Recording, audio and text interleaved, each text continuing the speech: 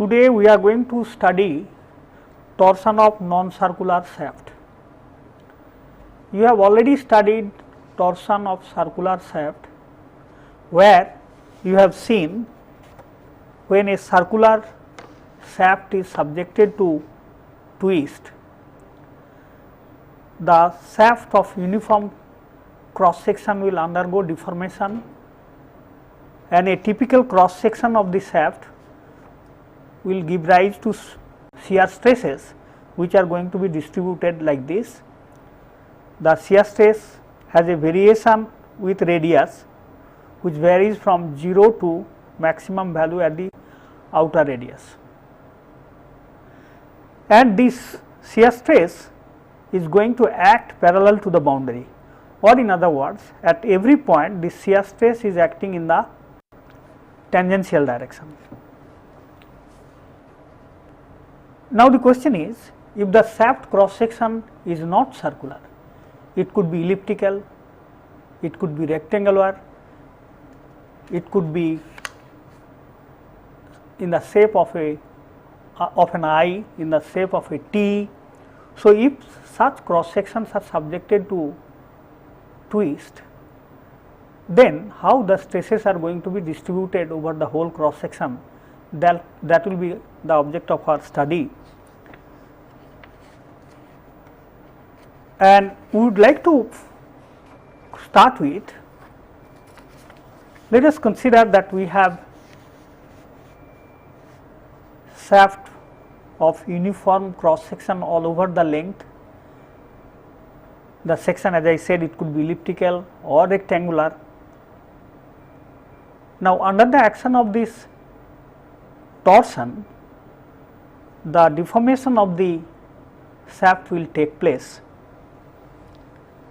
and this deformation will give rise to stresses at each and every cross section. Now, if you look into a typical cross section of the shaft, let us consider that this is the typical cross section, and as we apply the angle of twist, as we apply the torsion, a typical point P on the cross section is going to move to a new position P dash, and this displacement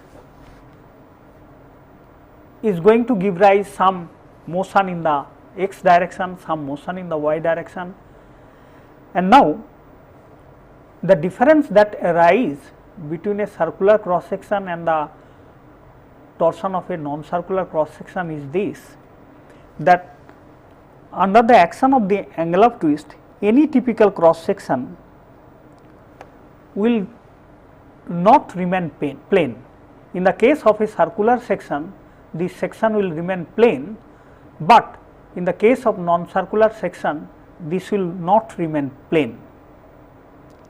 And if we assume that the shaft cross section is uniform all over, then in that case we can assume that the deformation of any cross section will remain the same along the length of the shaft.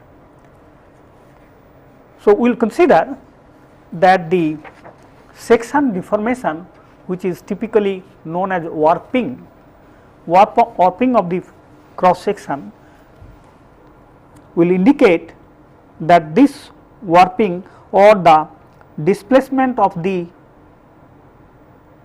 point on the section in the z direction will be simply a function of its position. It is not going to depend on where it is located along the length of the shaft. So, we would like to consider that the displacement in the z direction of any point on the section, which is w, and this w is a function of x and y only, it does not depend on. So, it is independent of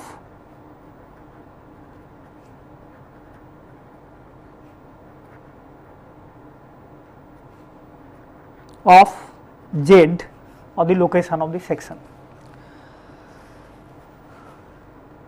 Now, if we get back to the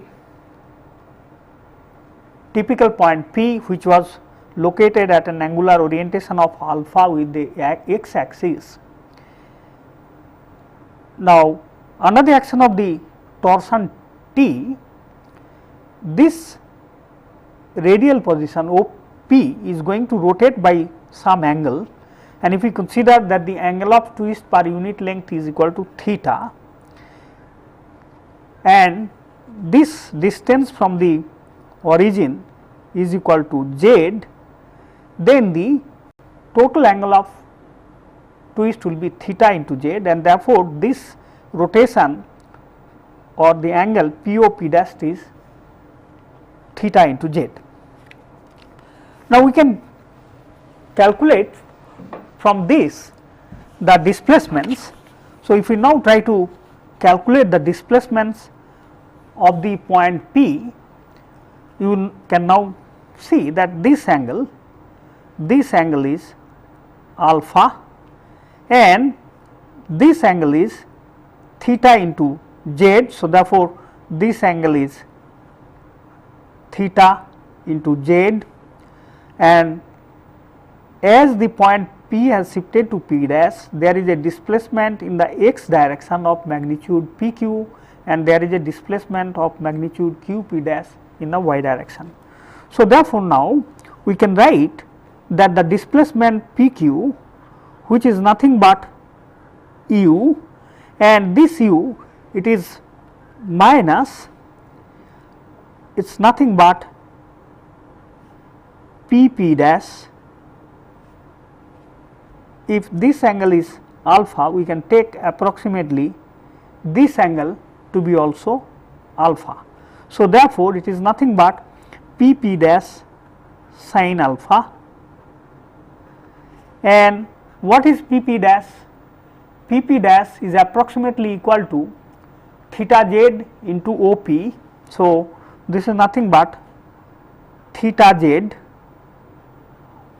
and if we represent OP by R, so this is R, then in that case we have theta Z R into sin alpha, wherein of course we have taken OP is equal to R.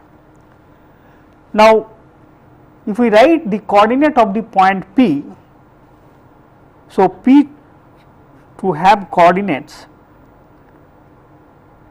x and y, then we can write R sin alpha is nothing but y.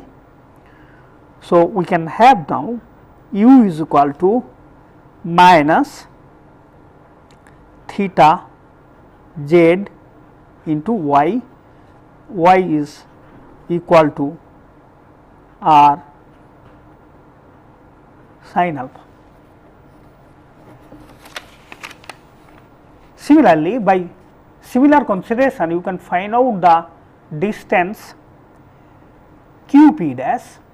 So, let us write now P dash Q, and that is the V displacement. So, that V displacement is PP dash into cosine alpha, and again we can write it is nothing but theta Z into R cosine alpha, and since R cosine alpha is equal to x, so this becomes theta Z into x, that is the displacement P dash Q. And displacement of the point P in the Z direction, which is W.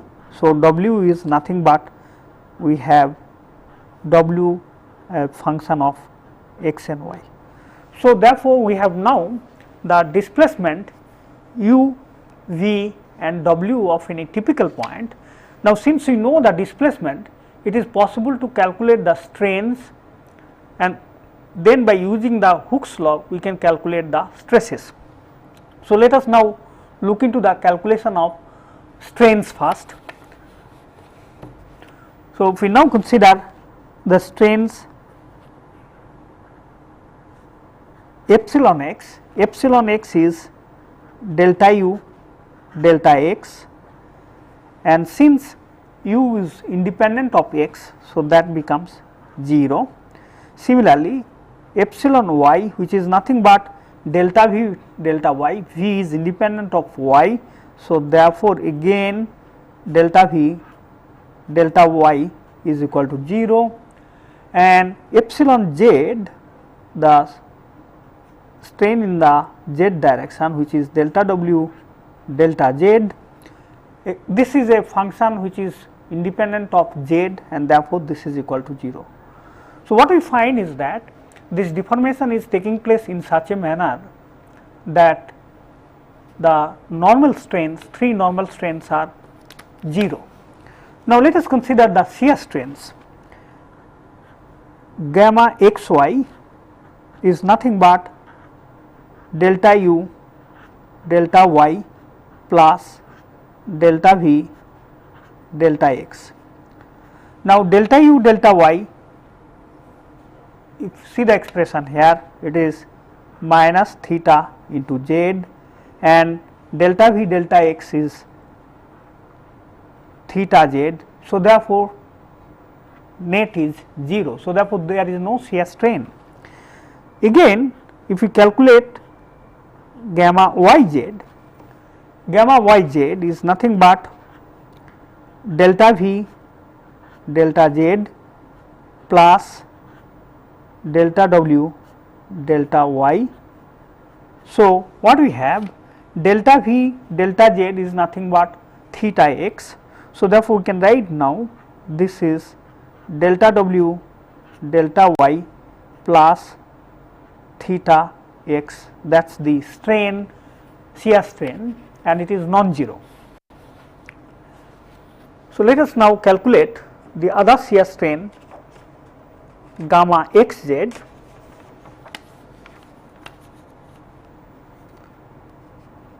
So, let us calculate gamma xz, that is going to be delta u delta z plus delta w delta x. Now, u is nothing but minus theta z y. So, therefore, delta u delta z will become minus theta y. So, this is minus theta y plus delta w delta x. So, if we write this, it is delta w delta x minus theta into y. So, please note that in this particular problem, out of the 6 components of strain, we have epsilon x 0, epsilon y 0, epsilon z also 0, and at the same time shear strain gamma xy is 0, and the 2 non-zero components of strains are gamma yz and gamma xz. Note that the cross section is lying in the plane xy. So, therefore, the cross sectional plane is xy and z is perpendicular to the section. Since we have got the strains, now we can calculate the stresses. Stresses would be, we will have then all the stresses going to be 0.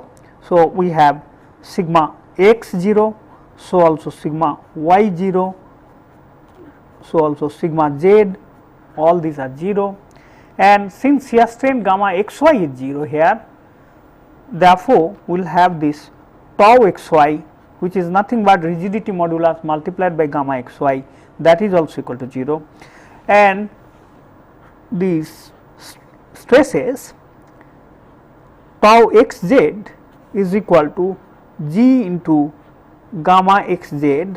So, therefore, it should be g into delta w delta x minus theta y, that is the stress xz, and then tau yz is equal to g into gamma y z, and again when you substitute the value, so tau y z is equal to g gamma y z, and when you substitute the value it gives us g delta w delta y plus theta x. So, these are the only two non-zero components of stresses in a problem of torsion of non-circular section. Our objective is to determine these two non-zero components of stresses and their distribution. How do we go about it? If you consider that the stresses at a point in a body must satisfy the equilibrium equations, so therefore we must go back to the equilibrium equations.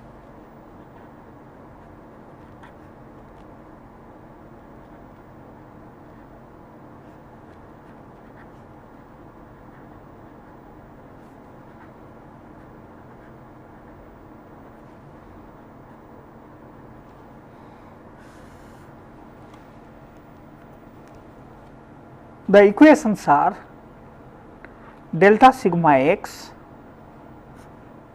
delta x, delta tau yx, delta y, delta tau y zx by delta z equal to 0. Now, note that sigma x is 0, tau yx is 0, and tau zx, which is shown there, tau zx, it is not dependent on z. So, therefore, that derivative is also z. So, therefore, this equation is identically satisfied. Be whatever the value of the stresses, it is going to satisfy this equation. So, the first equation is going to be satisfied. Now, let us look into the second equation. Second equation is tau xy tau x delta sigma y delta y delta tau zy delta z equal to 0. Of course, we have assumed that there is no body force and therefore, the body force terms are absent here. Now, tau xy is 0. So, therefore, this is satisfied, this particular derivative does not exist, y does not exist, sigma y does not exist, therefore, this is 0, and tau zy, if you see the expression for tau zy, we had tau yz independent of z. So, therefore, the derivative with respect to z is 0. So, therefore, this equation is again identically satisfied. Third equation is delta tau xz delta x plus delta tau yz delta y delta sigma z delta z is equal to 0. So, this equation sigma z is absent. So, therefore, we do not have this term, and the derivatives of the stresses tau xz with respect to x plus derivative of the stress tau yz with respect to y, sum of these two is equal to 0. So, therefore, now let us substitute the value of the stresses tau xz and tau yz and then see what this equation gives us. So, we will substitute the value. So, we will have delta x g delta w delta x minus theta y delta y G delta W delta y plus theta x is equal to 0. If we simplify, this gives us delta 2 W delta x square plus delta 2 W delta y square is equal to 0. You remember that this W is nothing but the warping function, deformation, distortion of the section. So, this is known as warping function, and the whole of torsion is dependent on this warping function. Stress tau xz depends on W, tau yz depends on W, and of course, the angle of twist will depend on the torque. So, the stresses are dependent on the warping function, and that warping function, if you look into the equation, it is a solution of Laplace equation. So, therefore, this warping function satisfies the Laplace equation. It is a solution of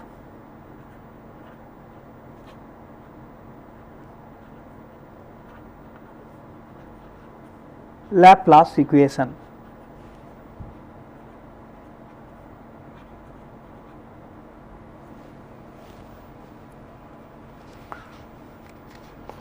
Now, let us look into some other typicalities of the torsion problem and stress distribution.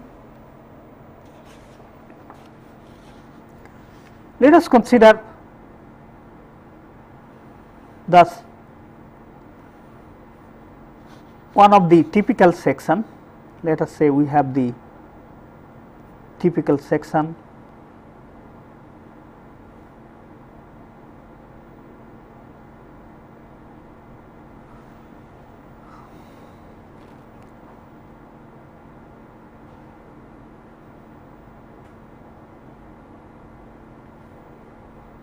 Now, we would like to concentrate on a zone here,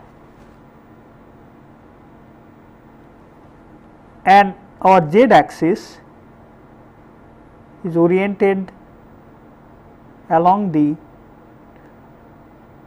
axis of the shaft.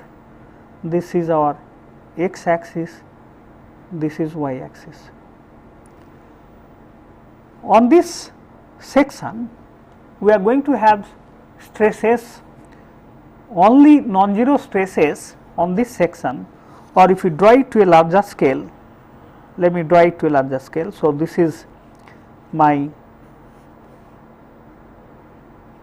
this is x, this is y, and what I am trying to concentrate upon is a small portion here like this, and on this section which is perpendicular to positive z axis, we are going to get the stresses to be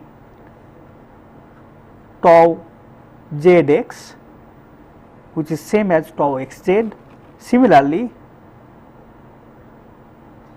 stress in the y direction is going to be tau zy,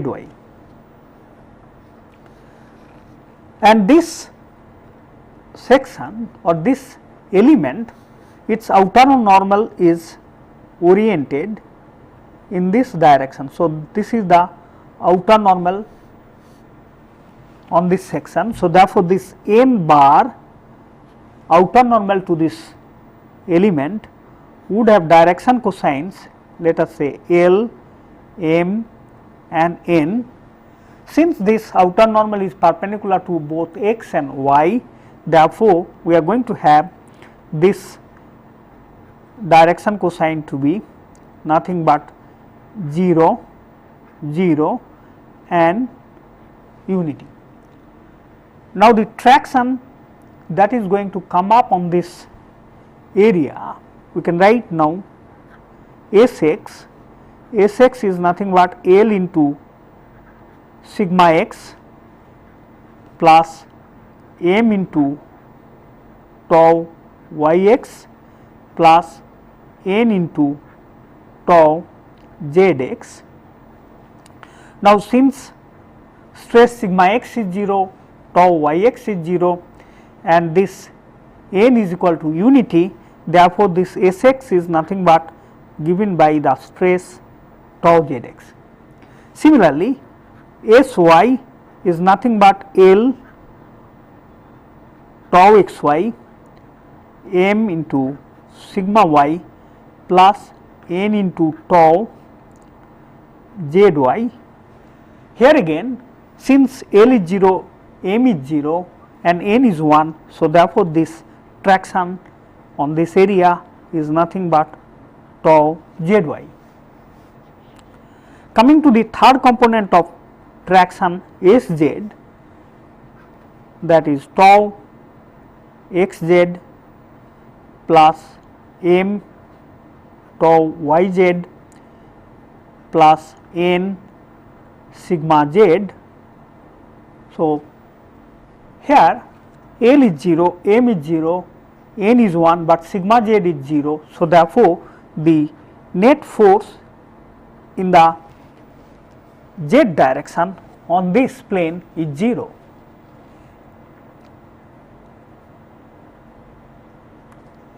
Now, let us look into this relationship little more carefully.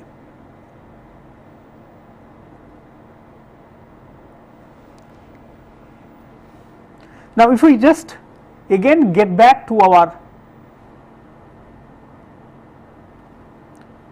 area, that area we have concentrated upon, it is nothing but this.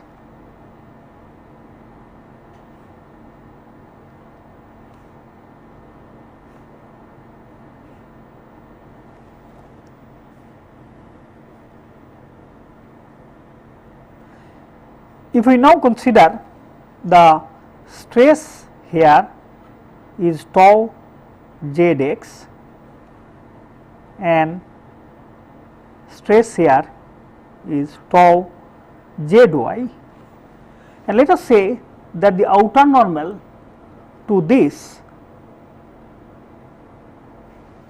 is the outer normal. You can approximate it by a straight line. This boundary you can approximate it by a straight line. So, therefore, this is the outer normal to the boundary, and let us say that this outer normal, this one has the direction cosine L, m and n is 0. Now, the stress, if I consider this area to be dA, this whole area to be dA, then we can write L dA into tau zx. So, the component of this force due to zx in this direction, that is going to give us the component in this direction.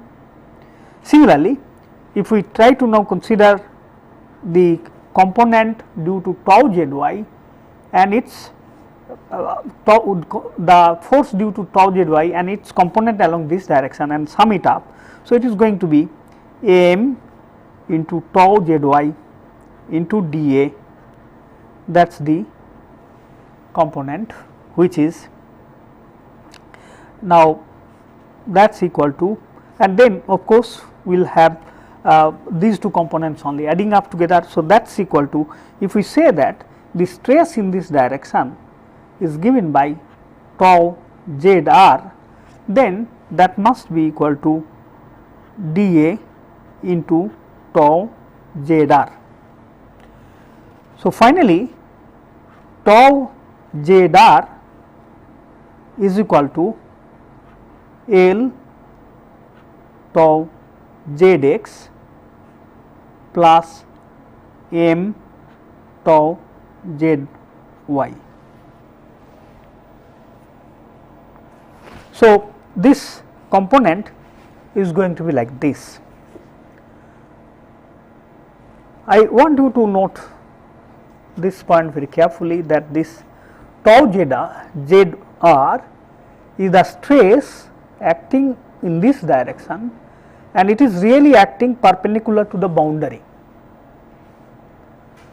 So, this stress acting perpendicular to the boundary,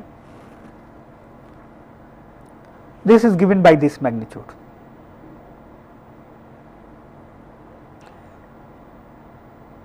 And if you now consider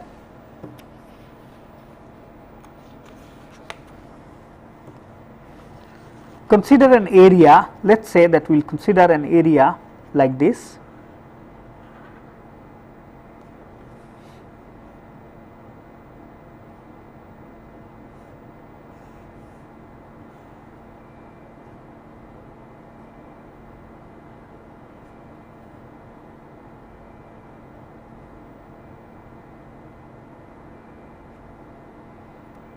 So, this is x axis, this is y axis, and this is our z axis.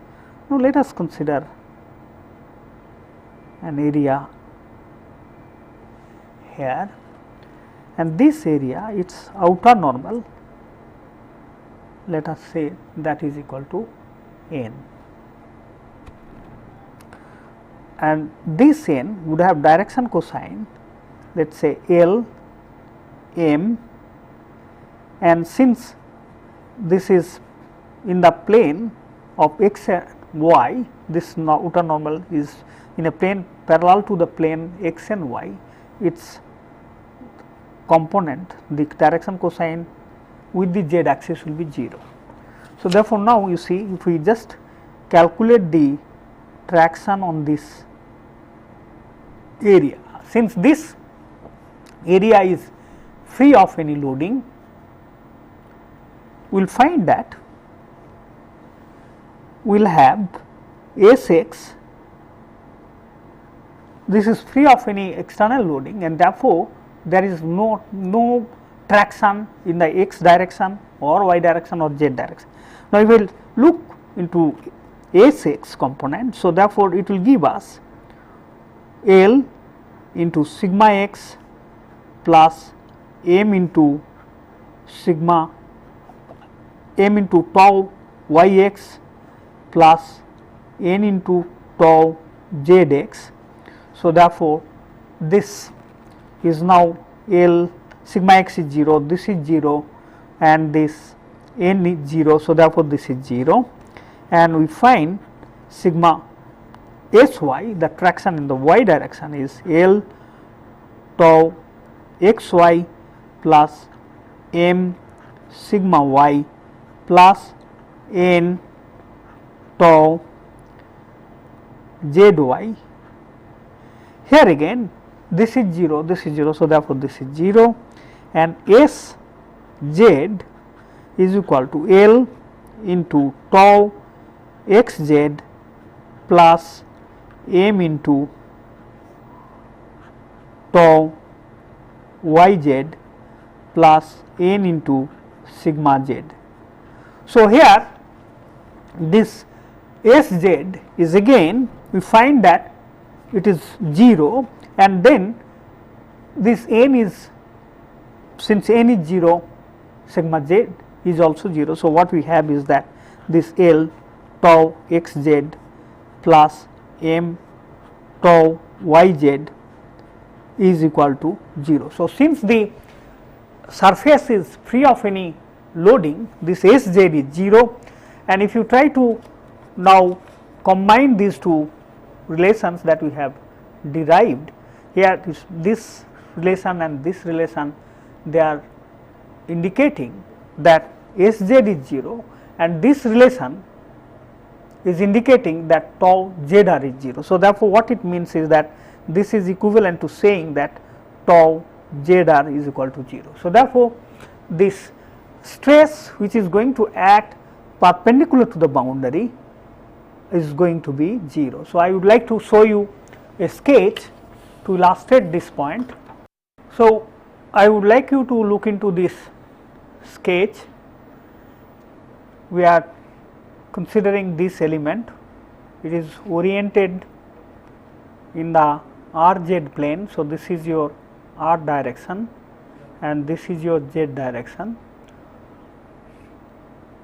The ZR stress is going to act on this plane. Similarly, the pair of this is going to be directed towards the center, and the complementary shear stresses which are going to come up on this face, it will be oriented like this, and on the other face it is going to be oriented like this.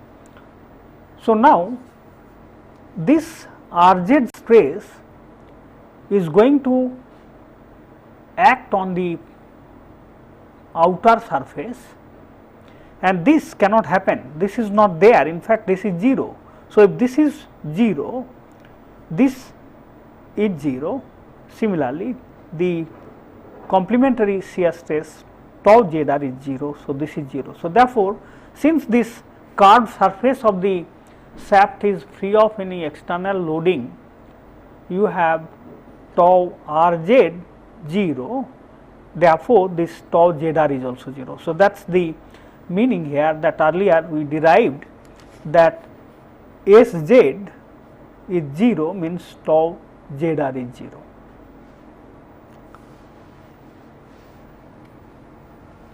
Let us look into how to get the solution for the warping function. This warping function was introduced by Sven, and later on a function was introduced by Prandtl, which is convenient for obtaining solutions to different geometries. So, we would like to consider this Prandtl stress function approach.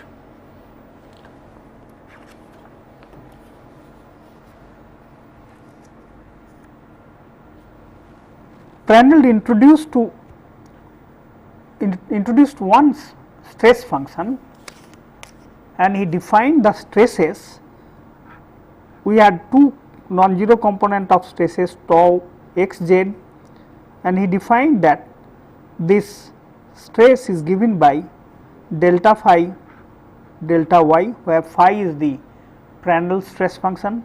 Similarly, tau yz is given by delta phi delta x. So, phi is Prandtl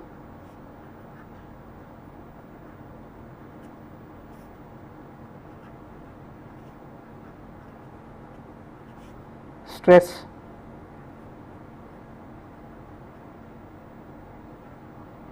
function. Now, we can get some relationship between this Prandtl stress function and also the Sven warping function, and it is possible to also comment on the properties of the Prandtl stress function looking into the physics of the problem. We have already seen that tau xz was given by g delta w delta x minus theta y, and that is equal to delta phi delta y, and tau yz g delta w delta y plus theta x is equal to minus delta 2 phi delta x square.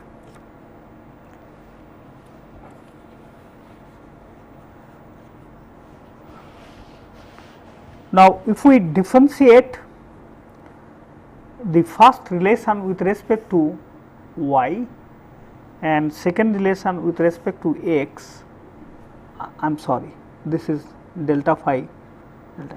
So, if we differentiate this with respect to y and this with respect to x and subtract the second equation from the first, then we have delta 2 phi delta x square plus delta 2 phi delta y square is equal to g delta 2 phi delta x delta y minus theta, then delta 2 w delta x delta y minus theta.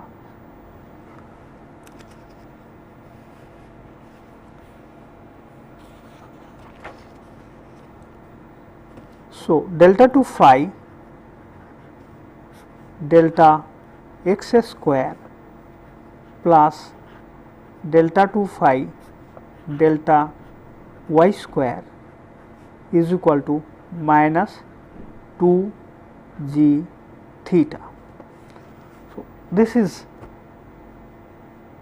an important equation of torsion. So, therefore, the Prandtl stress function is such that it satisfies the Poisson type equation. Note that g is a material constant and theta is nothing but angle of twist per unit length.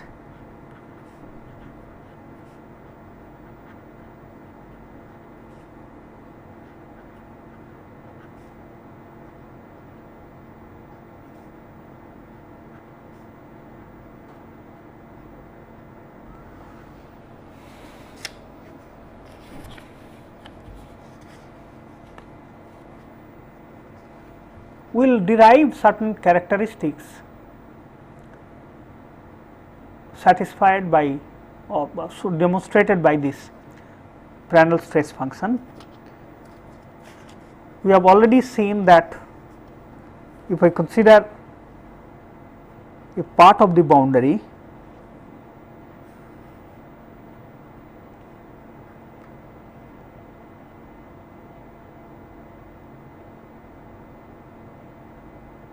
suppose we consider this is the outer normal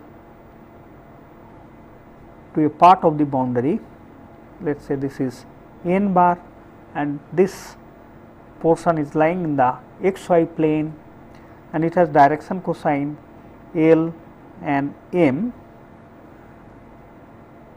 If I say P Q are the 2 points that we are trying to talk about, let us say that P Q is equal to ds, and as we move from P to Q, we move in the x direction, that is going to be minus dx, and we move in the y direction, which is going to be dy. And now if I consider that this angle is equal to alpha, so this angle is alpha, therefore this angle is also alpha. We have already noticed that for a segment of the boundary like PQ, what we have is that L tau xz plus m tau yz equal to 0. The radial stress, the shear stress in the radial direction is 0, that stress cannot act perpendicular to the boundary. And now if I substitute the value delta, if we substitute the value for tau xz is nothing but delta phi delta y, and this is m, this is nothing but delta phi delta x equal to 0. If you look into value of L, L is nothing but, that is cos alpha, cosine alpha is nothing but minus dx by ds, pq is ds. So, therefore, we can write now instead of L we can write minus dx by ds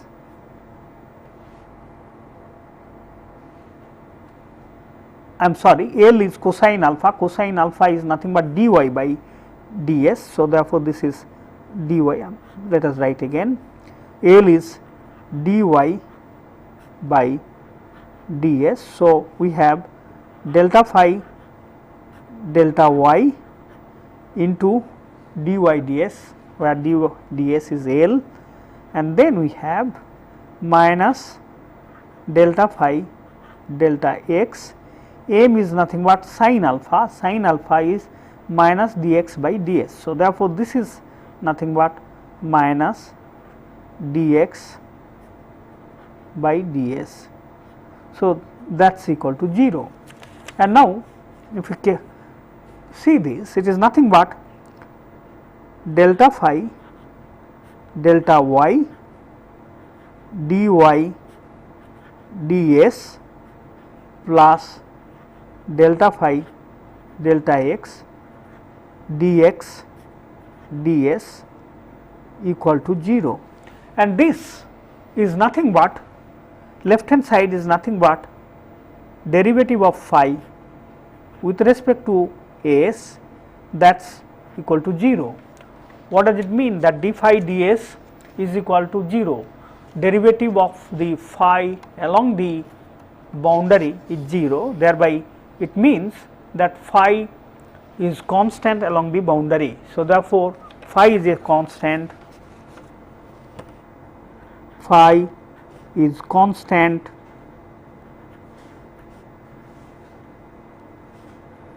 along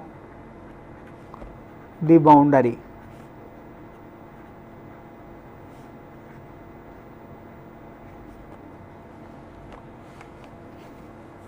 And it is customary to take this boundary value of phi at 0. So, generally phi is assumed to be 0 along the boundary.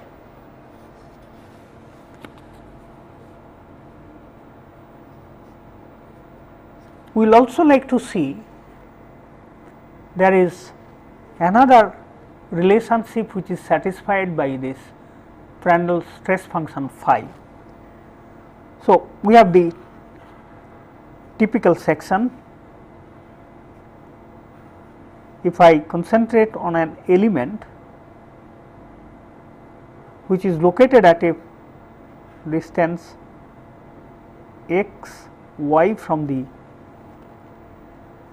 origin. Now, on this section we are going to have stresses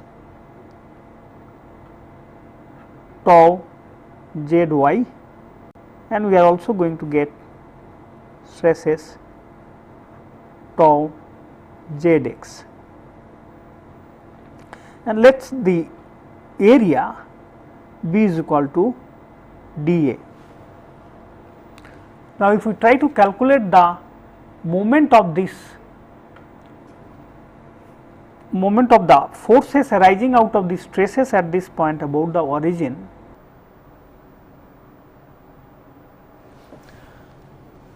dm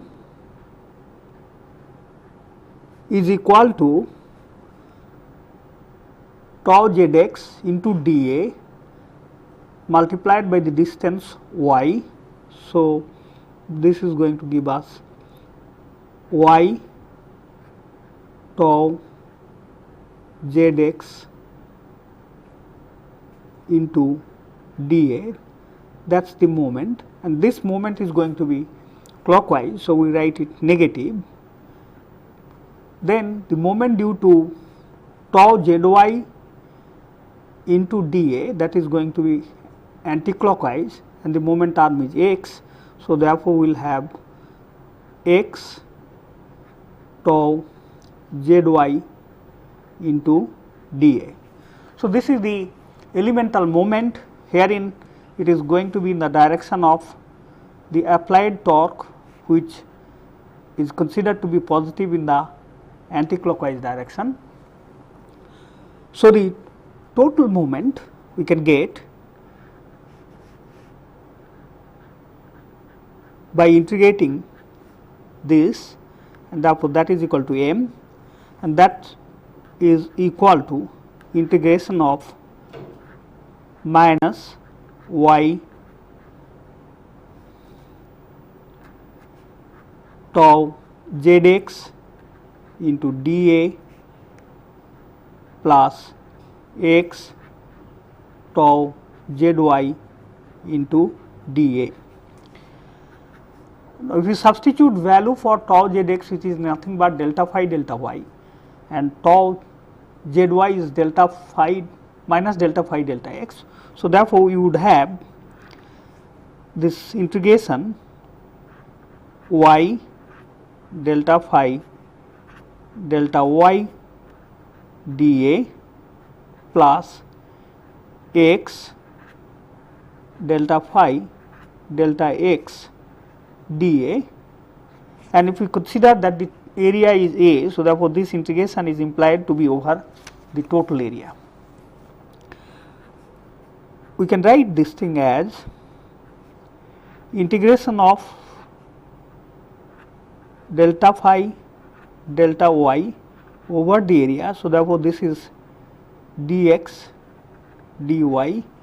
So, also we have integration of this quantity x delta phi delta x dx dy.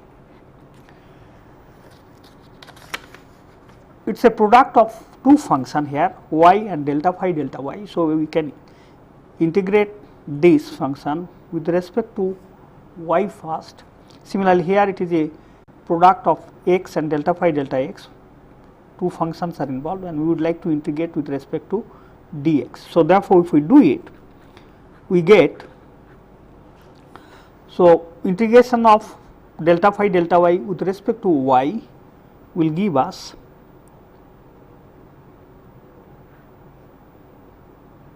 y phi, and this integration is still to be done with respect to x.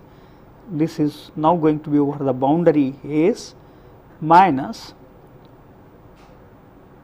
integration of this quantity is phi, differentiation of this quantity is 1, and now we have finished the integration with respect to y. So, therefore, we have to have this product again integrated with respect to y. So, therefore, we will have dx dy remaining here, and this is over the area A. By the same consideration, we can write this thing as S x phi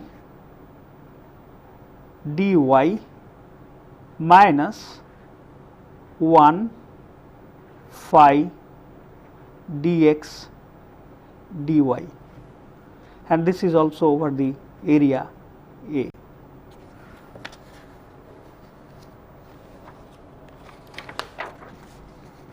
Since the function phi is 0 over the boundary, therefore, this product will always be 0. Similarly, this product is always going to be 0 over the boundary. So, therefore, their sum up over the whole boundary will be 0, and finally, we will be left with integration of phi over the area A, integration of phi over the area A. So, therefore, we will have now m as 2 times integration of the function dx dy over the area. So, the please note that I have made use of m. T is nothing but finally T equal to m, which is the external torque, and therefore this is 2 times A phi dx dy. Now, if we plot the phi function, let us assume that we have the cross section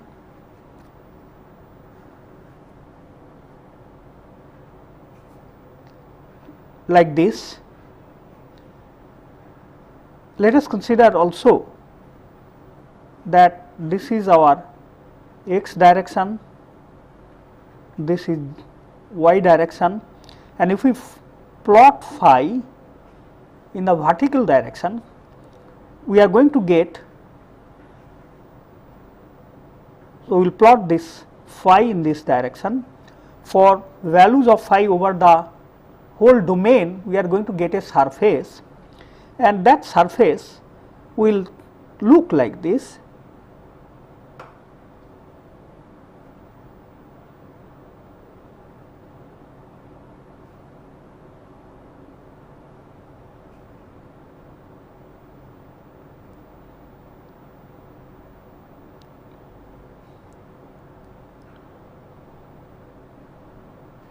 So, the surface is really going to be a surface shown here,